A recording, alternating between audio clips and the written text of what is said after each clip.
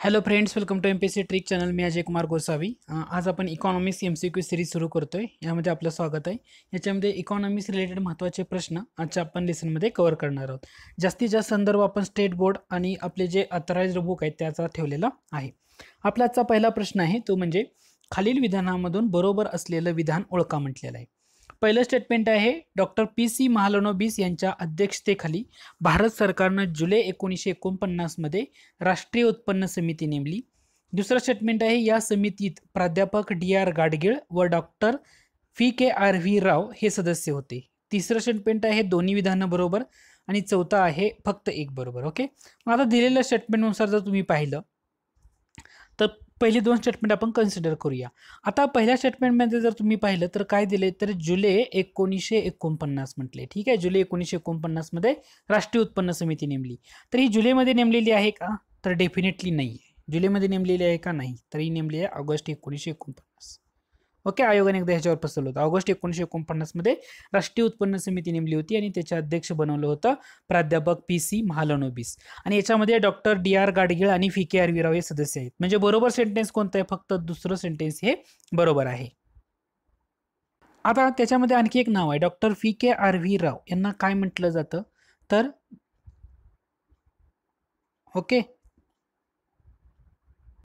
यांनी भारतीय राष्ट्रीय उत्पन्न मोजताना जो वैज्ञानिक पद्धतीचा पहिल्यांदा वापर केला म्हणून राष्ट्रीय लेखा प्रणालीचे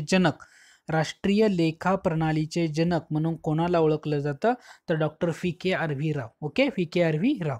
ओके, लक्षात ठेवायचं, लेखा प्रणालीचे जनक म्हणून त्यांना राष्ट्रीय लेखा प्रणालीचे जनक म्हणून ओळखलं जातं. लेखा प्रणालीचे जनक, ठीक आहे, कारण त्यांनी पहिल्यांदा वैज्ञानिक पद्धतीनं राष्ट्रीय उत्पन्न मोजलेलं होतं.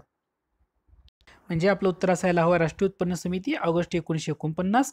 आता या समितीने केलेली व्याख्या म्हणजे काय म्हटलं होतं त्यांनी तर एखाद्या विशिष्ट कालखंडामध्ये जेवढ्या वस्तू निर्माण होतील किंवा सेवा निर्माण होतील तर त्यांचं दुहेरी मोजमाप होऊ न देता केलेलं मापन, म्हणजे ते डबल कन्सिडर केले जाणार नाहीत. म्हणजे एकदा रॉ प्रॉडक्ट असेल त्यामध्ये कन्सिडर केलं तर ते फायनलमध्ये कन्सिडर केलं जाणार नाही. अशा प्रकारे ज्या वस्तू आणि सेवांचं उत्पादन आहे तर त्यांना राष्ट्रीय उत्पन्न म्हणावं असं या राष्ट्रीय उत्पन्न समितीने केलेली डेफिनेशन होती. दुसरा प्रश्न आहे तो म्हणजे खालील विधानामधून बरोबर असलेलं विधान ओळखा म्हटले. ओके, बरोबर असलेलं विधान ओळखायला सांगितले.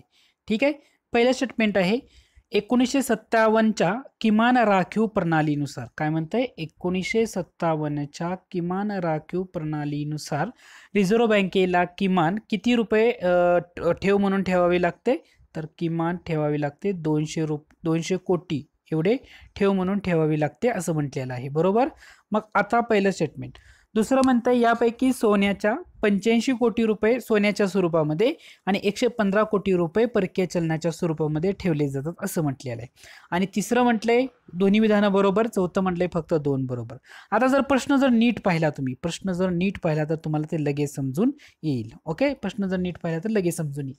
आता 200 कोटी रुपये ठेवावे लागतात का तर पहिलं स्टेटमेंट बरोबर आहे. 200 कोटी ठेवावे लागतात रिझर्व्ह बँकेला 1957चा जो किमान राखीव प्रणाली आहे या प्रणालीनुसार.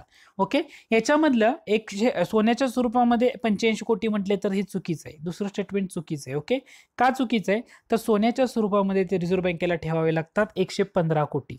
115 कोटी सोन्याच्या स्वरूपामध्ये त्यांना ठेवावे लागतात आणि जे परकीय चलन दिलेलं आहे या परकीय चलनाच्या स्वरूपामध्ये त्यांना किती ठेवावं लागतं 85 कोटी. ओके, त्याच्यामुळे उत्तर काय असणार आहे फक्त पहिलं स्टेटमेंट बरोबर हे तुमचं उत्तर असणार आहे. म्हणजे तुम्हाला इथे एक गोष्ट लक्षात ठेवावी लागेल काय की 1957चा किमान राखीव प्रणाली या प्रणालीनुसार रिझर्व्ह बँकेला 200 कोटी रुपये ठेव म्हणून ठेवावी लागते. त्या 200 कोटी पैकी 115 कोटी त्यांनी सोन्याच्या स्वरूपामध्ये ठेवलं पाहिजे आणि जे 85 कोटी आहे तर ते परकीय चलन म्हणजे फॉरेन रिझर्व्ह याच्या स्वरूपामध्ये ठेवलं पाहिजे. हे त्यांच्यावर बंधन असतं. ओके, तर हा पॉईंट महत्वाचा. म्हणजे उत्तर काय असणार आहे? अचूक उत्तर पर्याय क्रमांक 1 बरोबर. ओके, ह्या गोष्टी लक्षात ठेवा, खूप महत्त्वाच्या आहेत. 1957चा किमान राखीव प्रणाली आणि किमान 200 कोटी म्हटले ठेवावे लागते. त्यामध्ये 115 कोटी जे म्हटलेलं आहे तर ते सोन्याच्या स्वरूपामध्ये आणि 85 कोटी जर म्हटले परकीय चलनाच्या स्वरूपामध्ये. ओके, राहील लक्षात. ठीक आहे, याच्यामध्ये गफलत कधीच करायची नाही. त्यानंतर पुढचा प्रश्न आहे सन 2015-16 मधील. ओके, काय म्हटलेलं आहे प्रश्न समजून घ्या. 2015-16 मधील. ओके, 2015-16 मधील ठीक आहे, भारताच्या आयात व्यापाराच्या संदर्भामध्ये काय म्हटले, 2015-16 मधल्या भारताच्या ओके 2015-16 मधली भारताचा जो आयात व्यापार आहे, यामध्ये आयात व्यापारामध्ये काय लक्षात घ्यायचंय तुम्हाला, तर वस्तूंची उतरत्या क्रमानं मांडणी करा असं म्हटले. ठीक आहे, वस्तूंची काय म्हटले, उतरत्या क्रमानं मांडणी करा. याच्यामध्ये पेट्रोलियम तेल आणि वंगण दिले, इलेक्ट्रॉनिक वस्तू दिलेत, मोती व मौल्यवान खडे दिलेत आणि गोडे तेल दिले. ओके, अशा सगळ्या गोष्टी दिलेत. आता याचं जर तुम्ही बघितलं, भारताचा जर तुम्ही विचार केला, भारत आयात कोणत्या गोष्टींची करतो, तर एक गोष्ट तुम्हाला नक्की ध्यानात ठेवावी लागेल. भारत काय करतो, जे कच्चं पेट्रोलियम आणि तेल असतं ना, ते आयात करतो, जास्त मोठ्या प्रमाणात आयात करतो. भारत एका गोष्टीमध्ये स्वयंपूर्ण आहे, तो म्हणजे हे जे आणलेलं कच्चं पेट्रोलियम किंवा तेल आहे, याच्यावर काय करतो, प्रोसेस करतो आणि प्रोसेस करून प्युरिफिकेशन करून त्याच्यामध्ये भारताला जेवढं लागतं ना, तर तेवढं भारत स्वतःला घेतो आणि बाकी जेवढं राहील तेवढं भारत त्याची निर्यात करतो. म्हणजे त्याच्यातून सुद्धा आपण पैसा कमवतो. कारण आपल्याकडे कसं आहे, तर जे कच्चं पेट्रोलियम किंवा ते वंगण तेल आलेलं असतंय, त्याच्यावर प्युरिफिकेशन करणं किंवा प्रोसेस करणं, याच्यामध्ये आपण थोडंसं ॲडव्हान्स आहोत. त्याच्यामुळं आपण काय करतो, पेट्रोलियम तेल किंवा वंगण कधी लक्षात ठेवायचं, आयात करतो म्हटलं का हे गोष्टी जास्त आयात करतो. 20-21% आयातीच्या एकूण आपलं काय असतं, तर ते पेट्रोलियम तेल आणि वंगण या रिलेटेड असतं आणि कच्चं असतं ते, त्याच्यावर प्युरिफिकेशन करून आपण तो विकतो. ओके, मग आता जर तुम्ही बघितलं भारताच्या आयात व्यापाराची वस्तूंची उतरत्या क्रमाने मांडणी करा, तर याचं उत्तर जर बघितलं तर पहिल्यांदा येतं ते म्हणजे पेट्रोलियम. ओके, उत्तर असणार आहे पर्याय क्रमांक 1 बरोबर. काय असणार आहे, पर्याय क्रमांक 1 बरोबर हे तुमचं उत्तर असणार आहे. ओके, म्हणजे पेट्रोलियम तेल आणि वंगण, मग इलेक्ट्रॉनिक वस्तू, मोती व मौल्यवान खडे आणि चौथ्या नंबरला काय येतं, गोडे तेल येतं. ते कसं येतं, तर ह्याचं तुम्ही अनालिसिस करा. अनालिसिस केलं का तुम्हाला समजून जाईल. पहिलं म्हणजे पेट्रोलियम तेल आणि वंगण, मी म्हटलं तसं 21.8%. ओके, कारण जास्त आयात करतो, त्यातले 7 ते 8%. ओके, यामध्ये कसं आहे, 7 ते 8%च आपल्याला गरज लागते. ओके, 7 ते 8%, आणि ह्यात राहिलेलं 14 ते 15% जे असतं, 14 ते 15% आपण काय करतो, परत निर्यात करतो. कारण त्याच्या प्युरिफिकेशन करून जे तयार झालेलं आहे ते निर्यात करतो. हा, ही गोष्ट लक्षात राहील. ओके, 2 नंबरला काय येतं, मग 2 नंबरला येतं त्याच्यामध्ये ते म्हणजे इलेक्ट्रॉनिक वस्तू 10.5%. 3 नंबरला मोती व मौल्यवान खडे 5.3 आणि गोडे तेल येतं 2.8 नुसार चौथ्या क्रमांकावर. म्हणजे आपला प्रश्न काय होता, प्रश्न होता 2015-16 मधील भारतामध्ये ज्या आयात व्यापार आहे त्याच्या वस्तूंची जर उतरत्या क्रमानं मांडणी केली तर काय येईल. 1 नंबरला पेट्रोलियम तेल आणि वंगण, 2 नंबरला इलेक्ट्रॉनिक वस्तू, 3 नंबरला मोती व मौल्यवान खडे आणि गोडे तेल आणि ह्या 4 नंबरला पाहायला मिळतं. पुढचा प्रश्न पहा. प्रश्न होता 2015-16 मधील भारताचा निर्यात व्यापार आणि या निर्यात व्यापारामध्ये भारताच्या वस्तूंची जी उतरत्या क्रमानं मांडणी केली तर तुम्हाला कसं दिसेल. ओके, हे जर बघितलं, अभियांत्रिकी वस्तू, पेट्रोलियम उत्पादनं, तयार कपडा आणि सुती असं जर बघितलं तर याचं उत्तर तुम्हाला लगेच समजून जाईल. ते आहे काय आहे, पर्याय क्रमांक 1, 1, 2, 3, 4. म्हणजे अभियांत्रिकी वस्तू आपण डेफिनेटली जास्त करतो. जसं पेट्रोलियम उत्पादने म्हणतोय मी, याच्या अगोदर मी तुम्हाला आयातीमध्ये सांगितलं की कच्चं पेट्रोलियम किंवा वंगण तेल असं आपण आयात करतो, त्याच्यावर प्युरिफिकेशन करतो. 20-21% आपण आयात करत असतो आयातीच्या एकूण. प्युरिफिकेशन करून 7 ते 8% आपण ऑलरेडी डिस्कस केले की आपल्याला गरज असते तेवढी भागवली जाते आणि राहिलेलं आपण ते विकतो. आता पर्सेंटेज आकडेनुसार जर तुम्ही बघितलं तर तुम्हाला ते लगेच कळून येईल. ओके ओके, ह्या आकडेवारीनुसार तुम्हाला लगेच समजून येईल की मी काय म्हणतोय ते. पहिलं लक्षात घ्या ते म्हणजे अभियांत्रिकी वस्तू किती टक्के आहे, अभियांत्रिकी वस्तू म्हटल्यावर 23%. ओके, 23% आलं लक्षात. मग 2 नंबरला येतं ते म्हणजे पेट्रोलियम उत्पादने. ओके, पेट्रोलियम उत्पादने किती आहेत, तर ते 11.9%. ओके, म्हणजे प्युरिफिकेशन झाल्यानंतर राहिलेलं आपण जे म्हटलं तयार कपडे 6.9 आणि मग सूत येतं. ओके, म्हणजे ह्या गोष्टी तुम्हाला लक्षात ठेवाव्या लागतील. अभियांत्रिकी वस्तू, निर्यातीमध्ये वस्तूंचा उतरता क्रम, अभियांत्रिकी वस्तू, पेट्रोलियम उत्पादने, तयार कपडे आणि सूत. ओके, हे 2015-16 मधली भारताची कंडिशन होती. आता पुढचा प्रश्न पाहूया. 2016-17 मध्ये भारताचा जो विदेशी व्यापार होता, या विदेशी व्यापाराच्या आयात करण्यामध्ये कोणत्या देशांचा उतरता क्रम आहे, म्हणजे कोणत्या देशाकडून आपण जास्त आयात करतो, त्यानंतर कमी अशा पद्धतीनं. आता ह्याच्यामध्ये बघा, OECD, ओपेक, पूर्व युरोप, विकसनशील राष्ट्रे आणि इतर असे ऑप्शन्स दिलेले आहेत. सर्वाधिक जास्त भारतानं आयात केलेली आहे ती आहे विकसनशील राष्ट्रे. ओके, विकसनशील राष्ट्राकडून आपण केलेली आयात ही सर्वाधिक जास्त आहे. ओके, विकसनशील राष्ट्रे. याचा क्रमांक किती लागतो, 1 नंबरला येतात. मग 2 नंबरला येतं OECD गट. ओके, OECDचा जो गट आहे तो. त्या 3 नंबरला येतं ते म्हणजे ओपेक. 3 नंबरला येतो ओपेक. 4 नंबरला येतो पूर्व युरोप आणि 5 नंबरला येतो इतर राष्ट्रांचा गट. म्हणजे विकसनशील राष्ट्राकडून सर्वाधिक जास्त आयात आहे, त्याच्यानंतर येते OECD गटाकडून, मग येते ओपेक गटाकडून, मग येते पूर्व युरोप गटाकडून आणि मग शेवटी येतो राहिलेला जो इतर आहे. म्हणजे उत्तर काय असणार आहे तुमचं? उत्तर असणार आहे पहिला ऑप्शन पर्याय क्रमांक 1 बरोबर. पर्याय क्रमांक 1 बरोबर. मग आता OECD गट म्हटल्यानंतर जो आर्थिक सहयोग आणि विकास संघटन म्हणून त्याला ओळखलं जातं. ओके, आर्थिक सहयोग आणि विकास संघटन म्हणून या OECD गटाला काय केलं जातं? ओळखलं जातं. कधी स्थापना झाली याची स्थापना आहे 1961 मध्ये. म्हणजे अगोदर 1948ला ते संघटना होती, त्याचं ॲडव्हान्स व्हर्जन 1961ला आलं. याचं मुख्यालय कुठे येतं? तर फ्रान्समधलं जे पॅरिस हे ठिकाण आहे, या ठिकाणी तुम्हाला त्याचं मुख्यालय पाहायला मिळतं. ओके, OECD गट. त्यानंतर आपला पुढचा प्रश्न आहे, खालील विधानामधून बरोबर असलेली विधान ओळखा. काय म्हणताय तुम्हाला? बरोबर असलेली विधानं ओळखा असं सांगितलेलं आहे. सेन्सेक्स निर्देशांकाला BSE 30 असं म्हटलं होतं. काय म्हटलंय? सेन्सेक्स निर्देशांकाला काय म्हणतात? BSE 30. पुढचं दिलंय सेन्सेक्सचं मूळ वर्ष किती आहे? सेन्सेक्सचं मूळ वर्ष किती आहे असं दिलंय 1978-79. त्याच्यानंतर दिले तुम्हाला निफ्टीचं मूळ वर्ष म्हटलेलं आहे. ओके, निफ्टीचं मूळ किती दिले? 1995. आणि चौथा आहे वरीलपैकी सर्व बरोबर. उत्तर जर बघितलं, चौथा ऑप्शन बरोबर आहे, वरीलपैकी सर्व बरोबर आहे. म्हणजे सेन्सेक्स निर्देशांकालाच आपण काय म्हणतो? BSE 30. BSE म्हणजे काय? Bombay stock exchange. BSE म्हणजे काय? Bombay stock exchange. ओके, मग आपल्या निर्देशांकाच्या मध्ये सगळ्या गोष्टी बघितल्या तर बॉम्बे स्टॉक एक्सचेंज म्हणजे BSE 30. त्याच्या निर्देशांकाला आपण काय म्हणतो? तर सेन्सेक्स. ओके, सेन्सेक्स BSE 30, त्याचा अर्थ एकच होतो. त्याचं आधारभूत वर्ष जे मांडलेलं आहे, मूळ वर्ष, ते 1978-79 आहे. निफ्टी म्हणजे राष्ट्रीय रोखे बाजार. ओके, राष्ट्रीय रोखे बाजार निफ्टी म्हणतो. त्याचं मूळ वर्ष किती मांडलेलं आहे? 1995. निफ्टी म्हणजे काय असतं? एकूण 50 कंपन्यांचा समावेश असतो त्याच्यामध्ये. ओके, जसा सेन्सेक्समध्ये 30 कंपन्या, BSE 30 म्हणजे काय? 30 कंपन्या ज्या आघाडीच्या आहेत त्या निर्देशांकाच्या. तर आणि निफ्टीमध्ये किती कन्सिडर केलं जातं? तर 50 असतं. ओके, 1995 हे इयर. वरीलपैकी सर्व बरोबर हे तुमचं अचूक उत्तर असणार आहे. पुढचा प्रश्न आहे,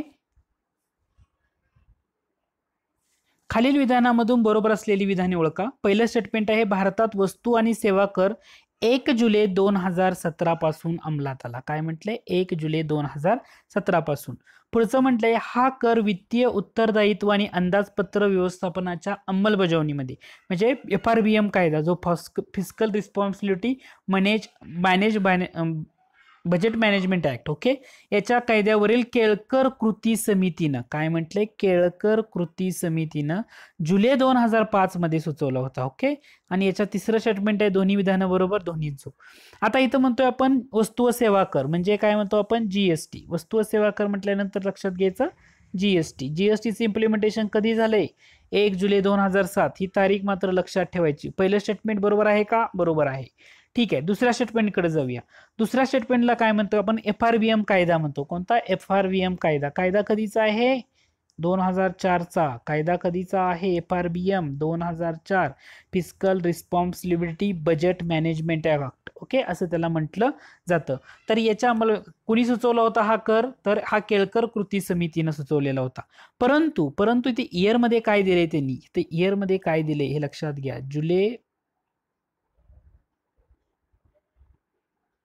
इथे इयरमध्ये त्यांनी काय दिलेलं आहे? तर इयरमध्ये दिलंय जुलै 2005. आता जुलै 2005 मध्ये सुचवलाय का? डेफिनेटली नाही. जुलै 2005 मध्ये सुचवलाय का? डेफिनेटली नाही. हा सुचवला होता जुलै 2004 मध्ये. त्याच्यामुळं दुसरं स्टेटमेंट तुमचं चुकीचं ठरतंय, पहिलं स्टेटमेंट बरोबर येते. ओके, GST इम्प्लिमेंटेशन 1 जुलै 2017 पासून अंमलात आलेलं आहे. त्यानंतर पुढचा प्रश्न आहे, खालील विधानामधून बरोबर असलेली विधानं ओळखा म्हटले. पहिलं स्टेटमेंट आहे, भारतीय राज्यघटनेतील 101वी घटना दुरुस्ती सुधारणा कायदा. सुधारणा कायदा कधीचा आहे? 101वी घटना दुरुस्ती सुधारणा कायदा, या कायद्यानुसार, ओके, 101वी घटना दुरुस्ती सुधारणा कायद्यानुसार काय म्हटले त्यांनी? तर वस्तू व सेवा कर परिषद स्थापनेची तरतूद केली आहे. वस्तू व सेवा कर परिषद म्हणतोय. ओके, हे लक्षात घ्या. वस्तू व सेवा कर परिषद स्थापनेची तरतूद केलेली आहे. महत्वाचा. दुसरं म्हणजे या परिषदेमध्ये केंद्रीय अर्थमंत्री, महसूल राज्यमंत्री आणि प्रत्येक राज्याचे अर्थमंत्री यांचा समावेश होतो.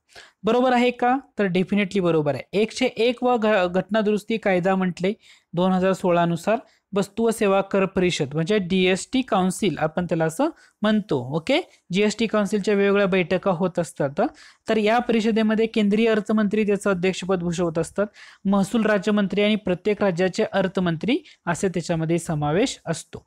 दुसरं महत्वाची गोष्ट म्हणजे याच्यामध्ये जर तुम्हाला वोटिंग घ्यायचं असेल तर सर्वाधिक जास्त म्हणजे 3/4 हे बहुमत राज्यांच्या जे आहेत ना त्यांचं असतं आणि केंद्राकडे फक्त त्याचं राहिलेलं 1/4 थोडासाच बहुमताचा आकडा राहतो. काही बहुमताने निर्णय घेतले जातात, परंतु 3/4 बहुमत हे राज्यांचं कन्सिडर केलं जातं जीएसटी काउन्सिल. आता तुम्हाला काय करायचंय, जीएसटी काउन्सिल राज्यघटनेतल्या कोणत्या आर्टिकल नुसार स्थापन केलेली आहे ते तुम्हाला कमेंट बॉक्समध्ये मेन्शन करायचं आहे. उत्तर असणार आहे दोन्ही बरोबर.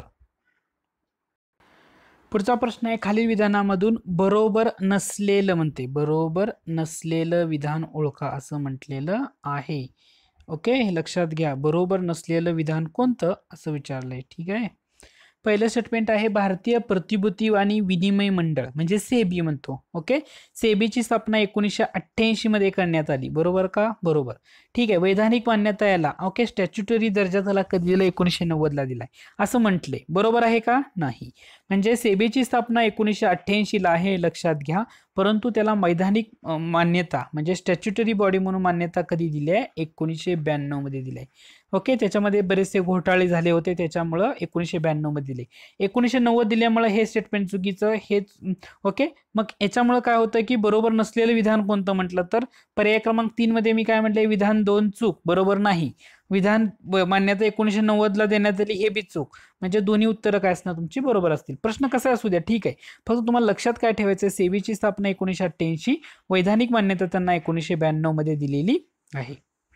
पुढचा प्रश्न आहे, खालील विधानामधून असत्य पर्याय निवडा म्हणून सांगितलेलं होतं. पहिलं स्टेटमेंट आहे रोजगार हमी योजना सर्वप्रथम महाराष्ट्रानं 28 एप्रिल 1972 रोजी सुरू केली. 28 एप्रिलला सुरू केली आहे का? तर डेफिनेटली नाहीये. ती कधी केलेली आहे? 28 मार्च 1972. ओके, हे 28 एप्रिल नाहीये. 28 एप्रिलच्या ऐवजी काय पाहिजे होतं इथं? मार्च पाहिजे होतं, फक्त मार्च. मग काय ठरलं असतं? तुमचं स्टेटमेंट बरोबर ठरलं असतं. एप्रिल दिल्यामुळे ते चुकीचं ठरतंय. ओके, महाराष्ट्रानंच लागू केली होती, महाराष्ट्राचीच योजना केंद्रानं परत कॉपी केलेली आहे. याचा प्रमुख उद्देश ग्रामीण जनतेसाठी उत्पादनक्षम रोजगार पुरवणं असून ग्रामीण बेरोजगाराची व दारिद्र्याची समस्या सोडवणं हा आहे. बरोबर आहे. दुसरं म्हणजे किमान रोजगार पुरवण्याची हमी या योजनेअंतर्गत तुम्हाला दिलेली पाहायला मिळते. म्हणून आपण जो नरेगा कायदा म्हणतो तो कधी करण्यात आला होता? 7 सप्टेंबर 2005 ला तो नरेगा कायदा करण्यात आला. मग नरेगा योजनेची इम्प्लिमेंटेशनची डेट काय विचारली तुम्हाला, तर ती 2 फेब्रुवारी 2006 ही त्याची इम्प्लिमेंटेशनची डेट आहे. मग महात्मा गांधीजींचं नाव या मनरेगा आपण म्हणतो ना, नरेगा कायदा झाला, मग महात्मा गांधीजींचं नाव या योजनेला केव्हा देण्यात आलं असं जर तुम्हाला विचारलं तर त्याचं उत्तर असणार आहे 2 ऑक्टोबर 2009. 2 ऑक्टोबर 2009 ला गांधी जयंती दिवशी महात्मा गांधीजींचं नाव नरेगा योजनेला देण्यात आलं, त्यामुळे त्याला काय म्हटलं जातं?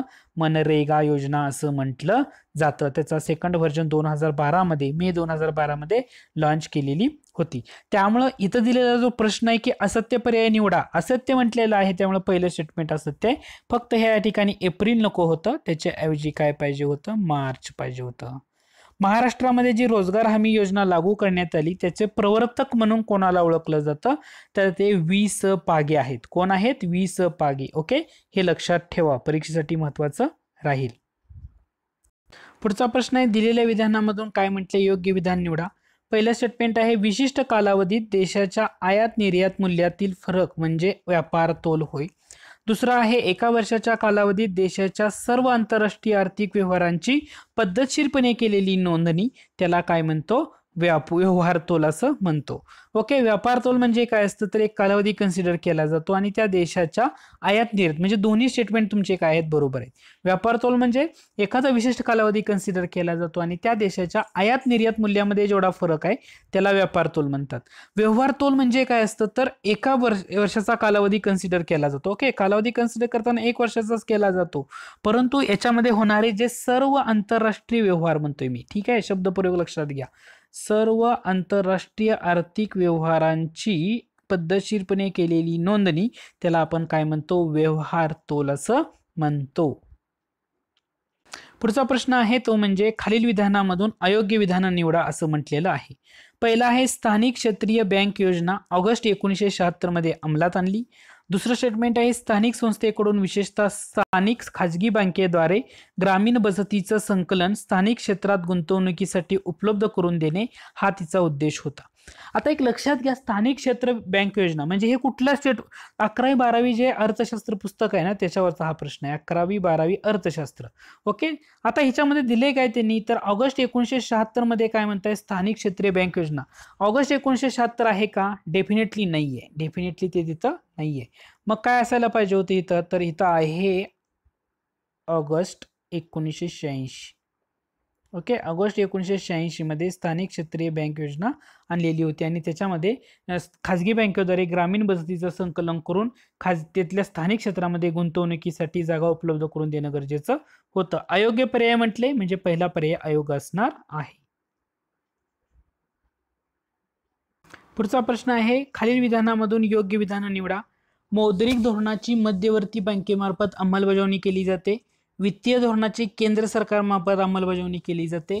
तिसरं आहे मौद्रिक धोरण पैशाच्या पुरवठ्याशी निगडीत असतं. ओके, याचं जर बघितलं तर सर्व विधानं बरोबर आहेत. आता अगोदर तुम्हाला ते मौद्रिक धोरण म्हणजे काय असतं तर हे मौद्रिक धोरण म्हणजे जे सरकारतर्फे किंवा मध्यवर्ती बँकेतर्फे त्याची अंमलबजावणी केलेली असते.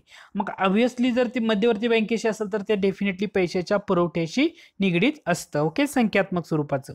मग आणि वित्तीय धोरण जर बघितलं तर त्याची अंमलबजावणी कोण करतं तर केंद्र सरकारमार्फत त्याची अंमलबजावणी होत असते. मग वित्तीय धोरण म्हटलं की कर आणि खर्चाशी संबंधित ते तुम्हाला पाहायला मिळतं. ओके, तर हे एक जाता जाता फरक माहित असू द्या. मौद्रिक धोरण, वित्तीय धोरण. वित्तीय धोरण म्हटलं की केंद्र सरकार, मौद्रिक धोरण म्हटलं की मध्यवर्ती बँक. या दोन्ही गोष्टी महत्वाच्या आहेत. मौद्रिक धोरण म्हटलं की संख्यात्मक स्वरूपाचं असतं आणि वित्तीय धोरण म्हटलं की ते गुणात्मक स्वरूपाचं असतं.